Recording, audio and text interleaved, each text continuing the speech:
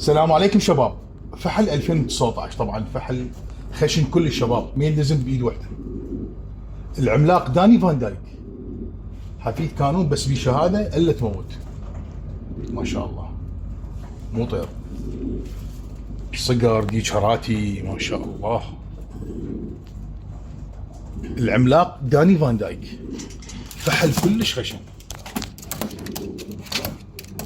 انه يتميزن بخطوط، اقول باجسام كلش قويه. داني فان دايك عملاق، وبي خط الديكابريو طبعا.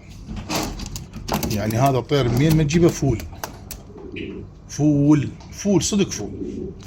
داني فان دايك 2019 الاب ابن كانون غني عن التعريف، اللي هو اول ايس زايف، رابع ناشونال اب، وجد له هوايه ابطال طابقيه على طير العملاق ريكيرمنز، اخت الاول ناشونال ايس زايف. بسم الله ما شاء الله. نجي على الامايه هنا السر 47 اخت الثاني ناشونال، الرابع ناشونال، والخامس ناشونال.